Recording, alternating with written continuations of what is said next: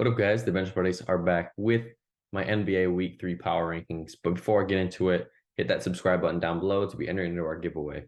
We'll start with the players of the week. You have Paolo Banchero and Anthony Edwards. Banchero had a great week overall. Same with Anthony Edwards, averaging 34.5 for Edwards and dropping 38 in a win over Boston. And he didn't play tough teams. He also played the Nuggets as well. And then Banchero, very solid week, and he's looking like the true number one pick, as actually both these guys are. But they're going to look to build off of their strong starts.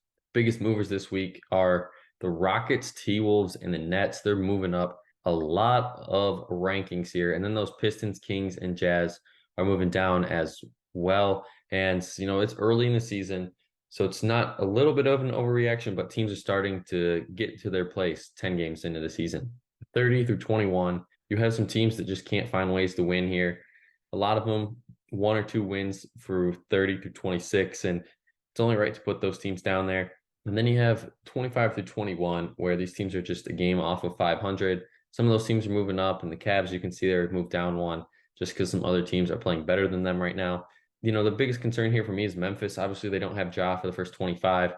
I kind of got to play some better, some way better. I mean, I don't know. It's just the Jazz have a better record than the Grizzlies right now, and I don't think too many people would expect that.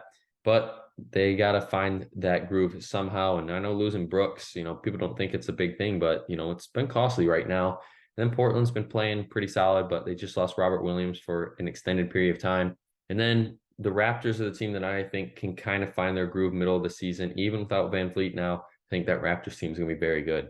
Now, 20 through 11 is where it gets chaotic. A lot of teams are moving. Everyone except the Lakers move in this slide. And the Heat move up one, Clippers down two, and the Magic down two. Everyone else is pretty much moving a lot here, different spaces, up, down, anywhere. But the only teams really moving up majorly are the Houston Rockets. They were in 29th, and now they moved to 14th after a great week last week. And the passing teams like the Kings, Knicks, Pacers, Thunder, teams that you thought would be higher at this point in the season. And yeah, I know it's not that far into it. These teams are still going to be good and trying to find out where we're going to think they're going to fit. But the biggest storyline on this slide here, obviously the Clippers getting James Harden for that return. And we're going to see what this team can be made of. Obviously those three are going to be very good together, and even adding Russ to that picture, Clippers are going to be tough to stop, and they just got to keep going, finding ways to win games and really build that chemistry.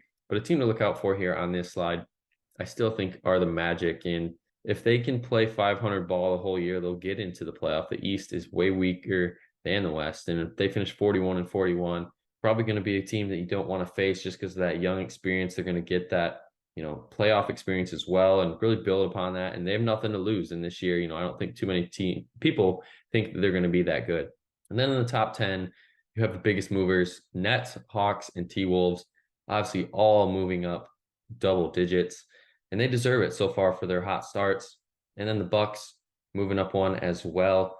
But the Pelicans moved down 3 after starting 2-0 and then going 2-3. But they're still a very good team, and Ingram hasn't played. And if Ingram and Zion are on the same court at the same time, this Pelicans team is very dangerous, even after adding CJ McCollum last year. But then the top 5 goes Warriors, Mavs, Sixers, Celtics, and Nuggets. And Nuggets play the Warriors tonight when you're going to see this video. Celtics play the Sixers tonight when you see this video. So there's definitely going to be some changing at this point next week. That is, if the Sixers and Warriors beat those teams. But if not, then these teams are probably going to stay the same. But a team that's not getting enough love, Brooklyn Nets. Obviously what they did last year in the 10 spot right now, trading pretty much their team and so on and so forth, and get Mikal Bridges, and he's going to be a superstar for that team. And if he can keep playing like how he finished last year, then this Nets team is going to be a very dangerous team. That's going to be it for my week 3 power rankings. Check back next week to see where your favorite NBA team ranks. But until the next time, the Bench Buddies are out.